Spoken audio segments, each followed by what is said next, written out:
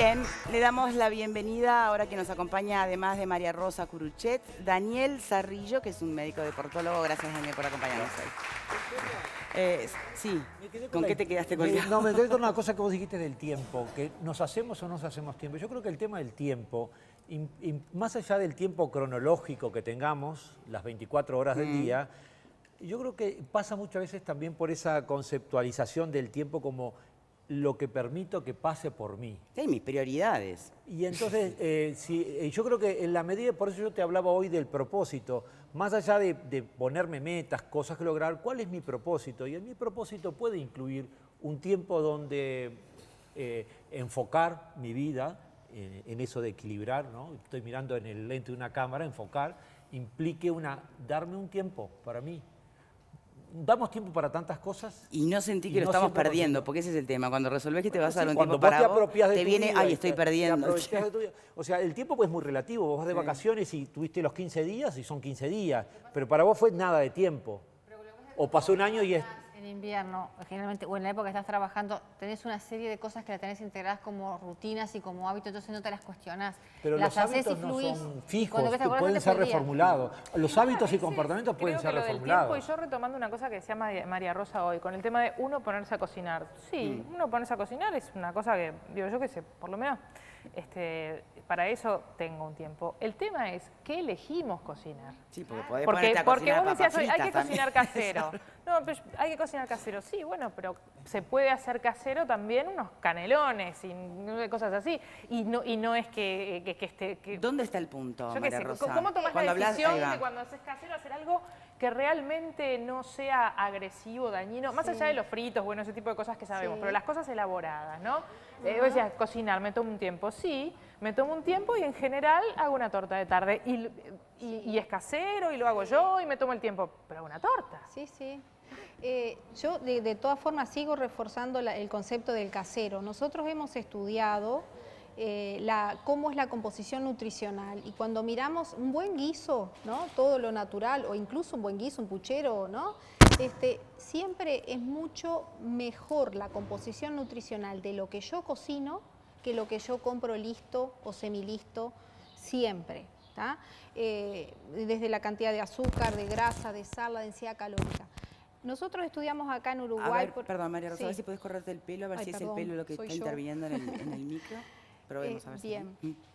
Hemos estudiado acá en Uruguay, o sea, en relación a lo que elegimos los uruguayos, y vemos que siempre, si yo elijo orientarme hacia preparar mis alimentos, es mucho más saludable que si yo me oriento a que haya una alta proporción, porque no quiere decir que yo no pueda tomar una bebida cola, que yo no pueda salir a comer, no significa eso. El tema es la frecuencia y la proporción que ese tipo de comidas tienen en mi alimentación.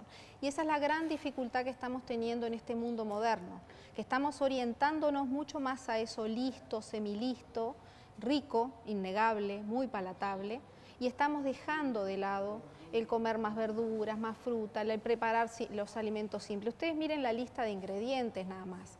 En sí mismo no significa que una lista de ingredientes larga sea mala, no significa que eso, pero sí es un alimento altamente industrializado. Es mucho más probable que sea de menor calidad que una alimentación hecha en casa.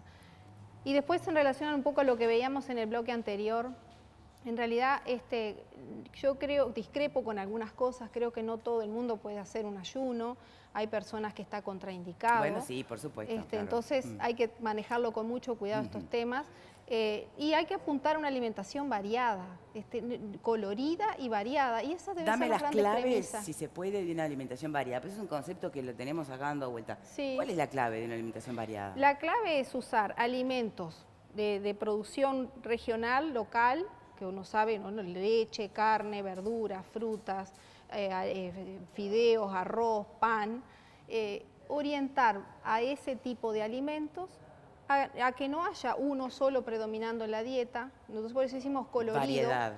Variado, colorido, que siempre en mi plato, la mitad de mi plato sea verduras, bueno, crudas sí, o cocidas. Siempre verduras. Siempre tiene que haber verduras en almuerzo y cena.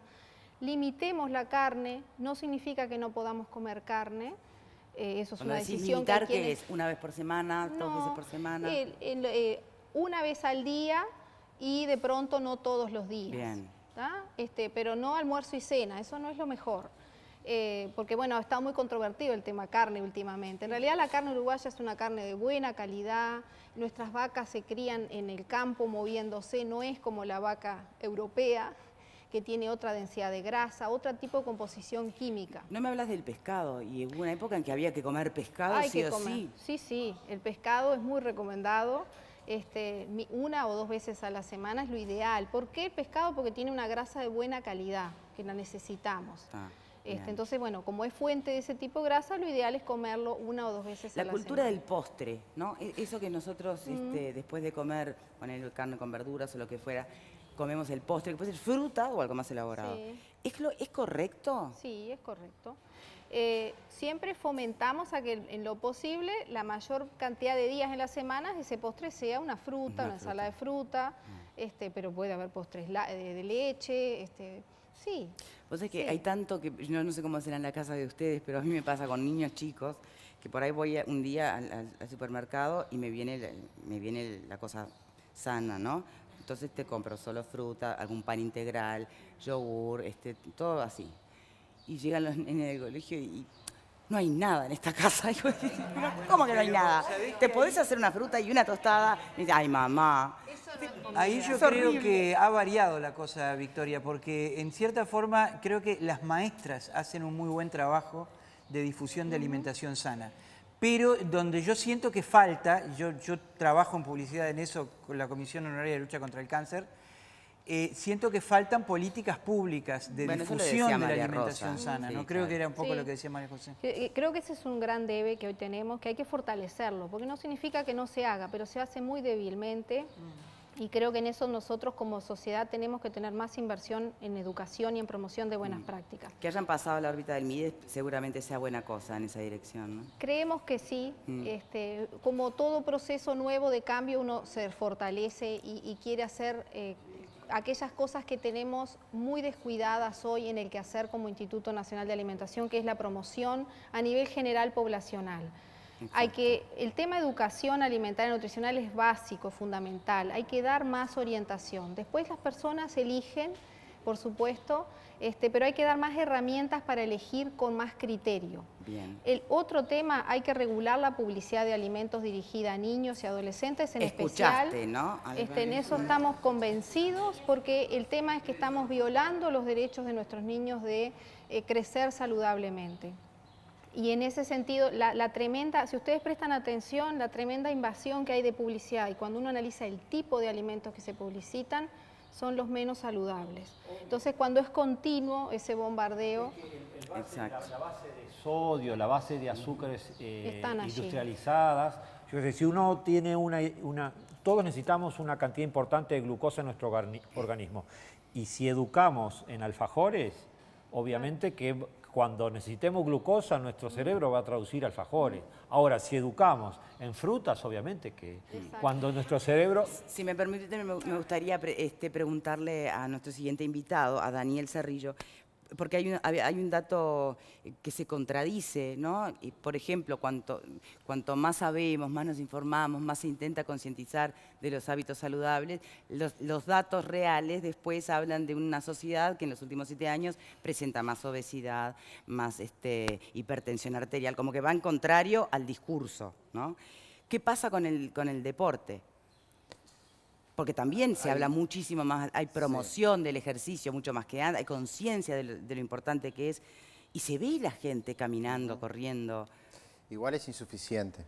O sea, hay una gran cantidad de promoción de la actividad física y del deporte en el intento de cambiar los hábitos. Sí. Igual resulta insuficiente porque seguimos estando dentro de la media para la región y dentro de la media mundial en cuanto a sedentarismo. Si bien subjetivamente está eso que tú decís de que se ve más gente corriendo y más gente haciendo actividad física y deporte, desde el punto de vista objetivo las últimas encuestas siguen marcando que los números no se mueven tanto como parecen que se mueven. Ah, mira. Entonces ahora estamos haciendo nuevos estudios para ver desde el punto de vista objetivo dónde estamos parados. Tenemos la esperanza de que en estos últimos 7, 8 años se haya movido algo la curva de sedentarismo y seamos una población menos sedentaria, pero sin duda de todas formas... ¿Qué define un sedentario hoy? Perdón, ¿qué define un sedentario? Un sedentario es una persona que no hace ni como mínimo 30 minutos de actividad física 3 veces a la semana. Sedentario Eso sos define si no como haces sedentario. mínimo 3 veces por semana 30 minutos. Esa es la definición o la línea de corte que se toma para los estudios poblacionales, digamos. La Organización Mundial para la Salud pide como mínimo 150 minutos de actividad física semanal, con una frecuencia diaria. Eso es lo que pide la Organización Mundial para la Salud para que realmente la actividad física o el deporte tenga un factor preventivo, o sea preventivo de enfermedades crónicas no transmisibles. Pero en esta carrera, entre comillas, estamos jugando, siempre las enfermedades crónicas no transmisibles nos van ganando.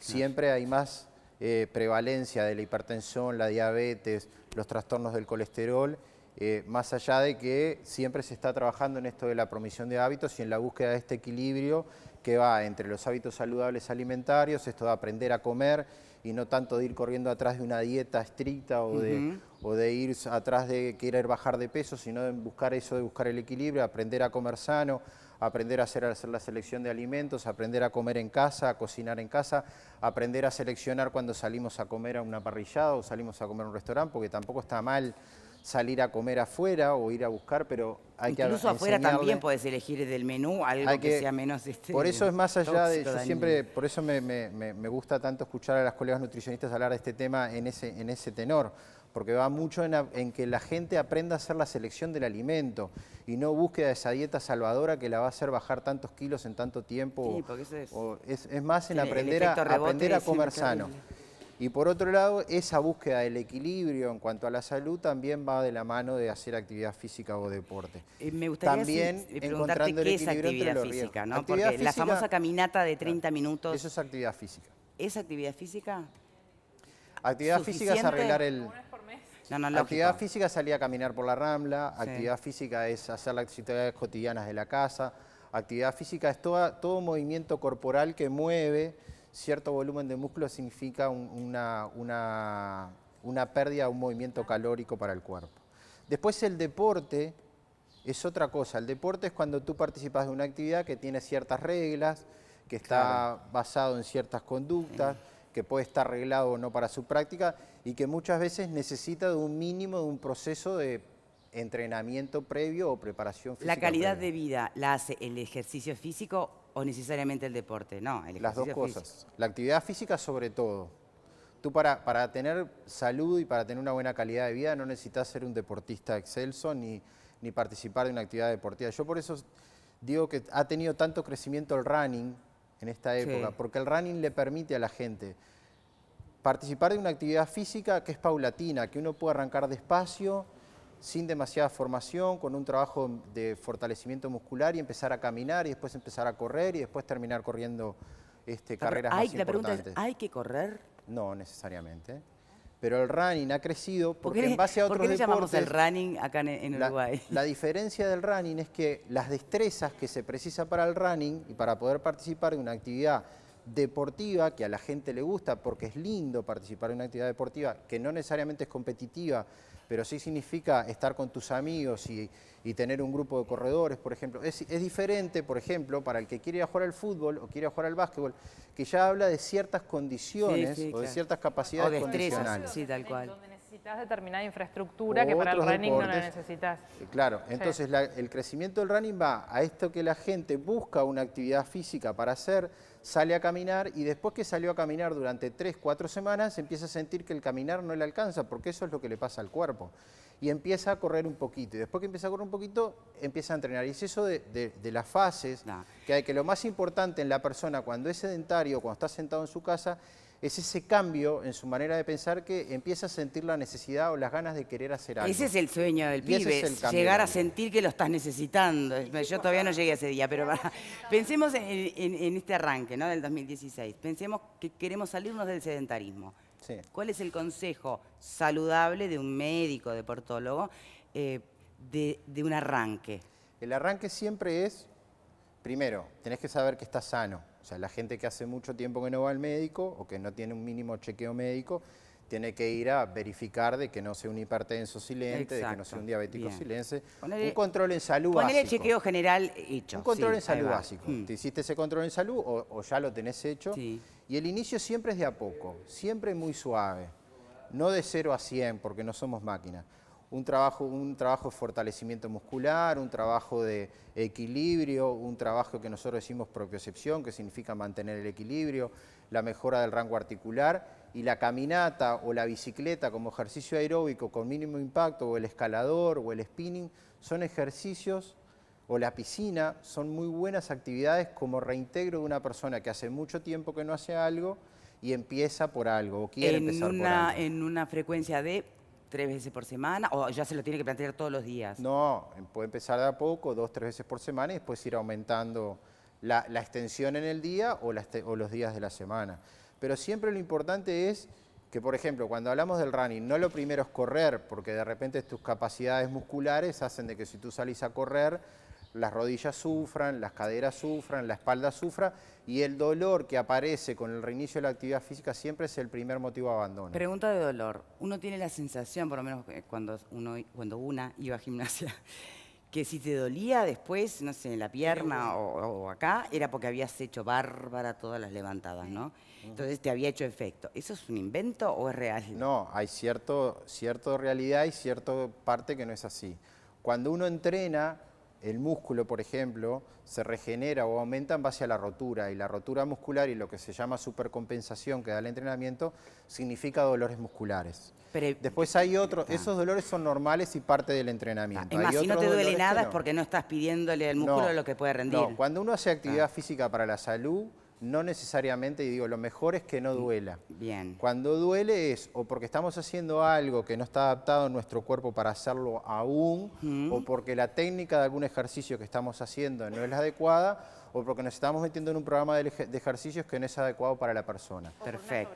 O por una Claro, sobrecarga, exacto. porque Ah. hay un volumen o un tipo de ejercicio para el que todavía no estamos preparados. Entonces, lo importante también cuando uno reinicia es tratar de buscar algún consejo mínimo en el arranque para evitar todo esto. Porque ¿cuál es el problema? Si uno sale a caminar, ¿tiene algún riesgo? No, no va a tener riesgo. Si sale a trotar un poquito, los riesgos son mínimos. Pero, por ejemplo, el calzado adecuado, la ropa adecuada, la hora adecuada, claro. que ahora lo que nos pone muy nerviosos a nosotros los médicos ahora son los domingueros, los corredores de Viste que hay vacaciones, gente que corre al salen a las mediodía, 11 de la en mañana, pleno verano, van corre de al 8 a 11 a la mediodía. playa, suben de la playa y salen a correr, entonces los ves correr abrigados al mediodía por la Rambla. Esas situaciones son las que realmente ponen riesgo. Claro. Hay que cuidar los horarios, hay que cuidar la hidratación, en un momento donde se come mucho, en mala calidad y en mala cantidad hay que tener cuidado cómo se hace el nexo entre la hora de la actividad física o deportiva y las horas de las ¿Hay comidas. preferencia que le hace mejor al cuerpo hacer ejercicio de mañana o de noche o es indiferente? No, es indiferente. Está vinculado más Hay a la que hacerlo a digestión y una otras hora cosas, donde claro. la temperatura sea la adecuada para no aumentar el riesgo, Perfecto. nada más. Y hay Pero que cuidar también la idea de que uno no resuelve con un clic de 5 minutos, de media hora, de una hora de corrida, lo que durante el año no Pero integraste. va un poco también enlazado con el pensamiento de las dietas mágicas. La Es actividad un pensamiento física mágico, no es exacto. mágica, es una progresión de una serie de actividades que determinan que estés más sano, pero no a corto plazo, No, lógico. a mediano y largo plazo. Y todo, cuando tú comenzaste, hay que arrancar despacito, suavecito, para ir viendo, asesorado mínimamente, para ir viendo, porque los programas de actividad física, igual que los planes nutricionales, son adaptados a la persona.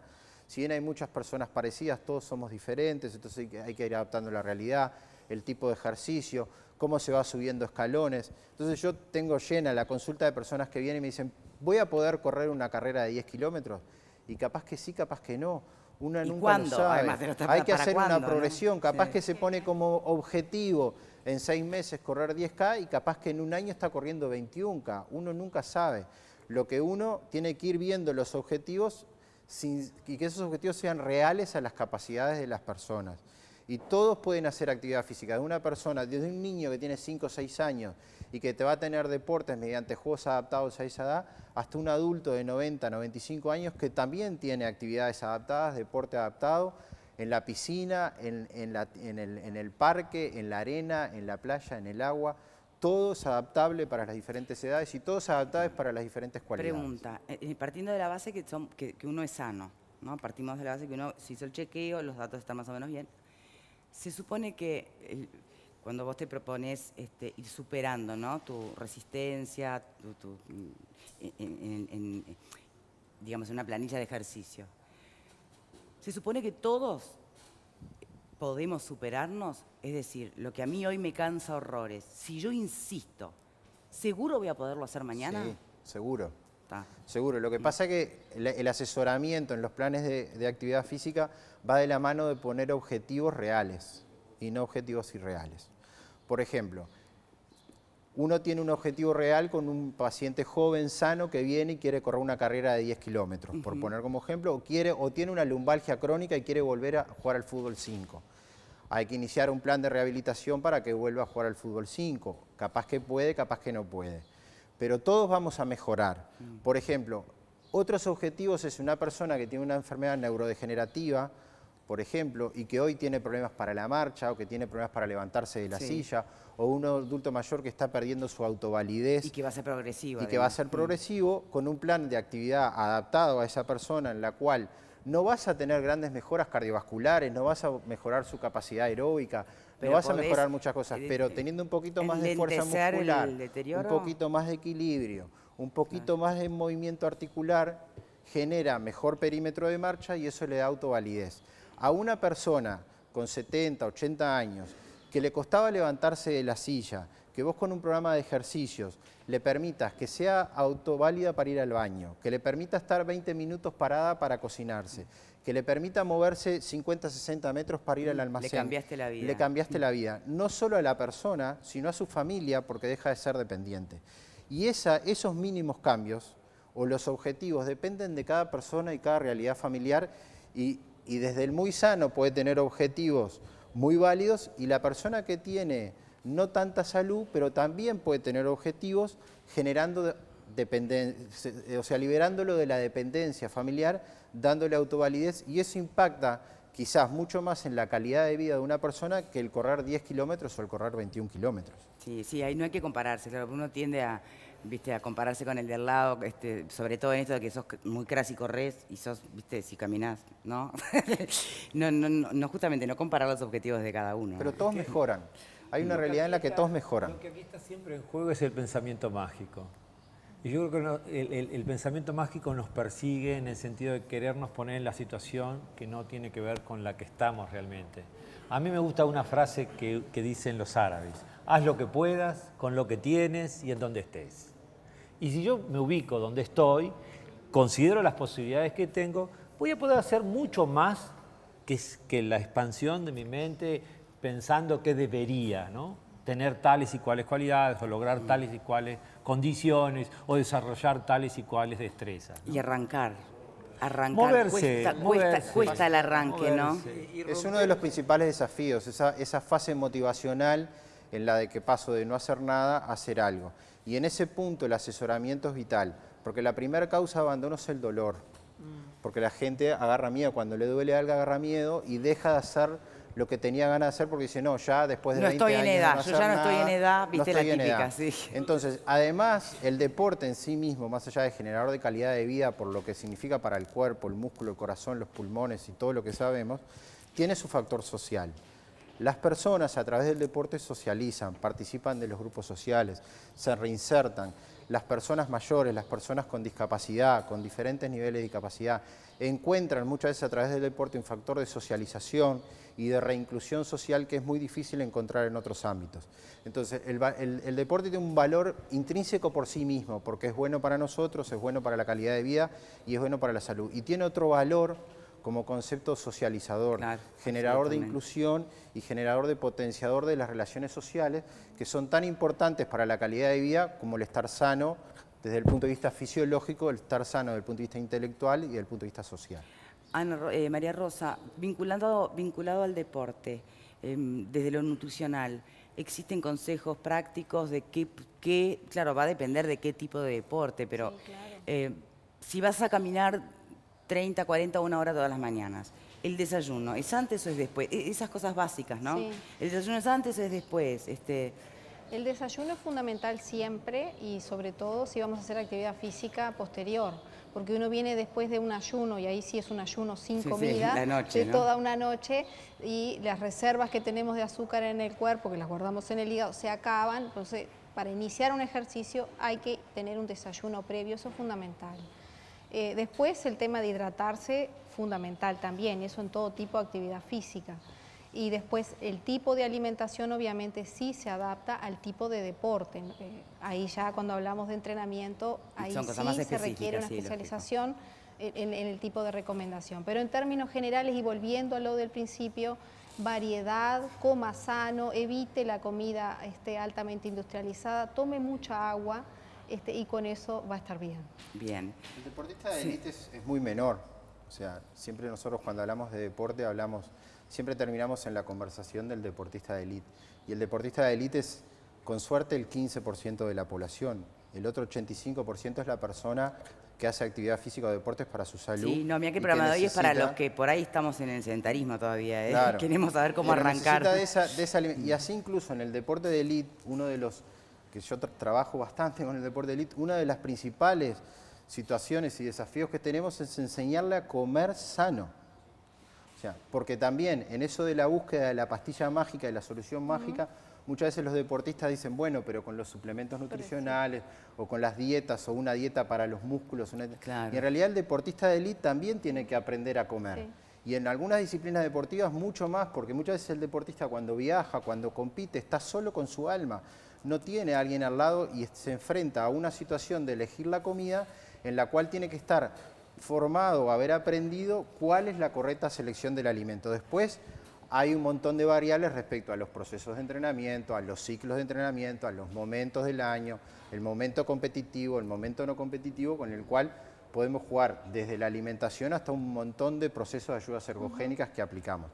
Pero es una parte muy menor y que tampoco hay que decir de que el deportista de élite también tiene que aprender a seleccionar su alimentación de la misma forma y con la misma conducta de comer sano que el resto de la población. Quizás la cantidad o el volumen de comida diaria o la cantidad de colaciones, o en vez de hacer 4 comidas, a veces hacemos 6 o a veces hacemos 8, pero la calidad de la comida sigue siempre por el mismo camino. Bien, vamos a hacer una pequeña pausa y vayan pensando, ¿no? Vamos todos pensando, si vamos a aprovechar las vacaciones para recuperarnos y, ¿por qué no, ya que agarrás camino y te viento en la camiseta, seguir de largo en una mejor calidad de vida? Pausa y ya venimos. Tengas que elegir entre el olvido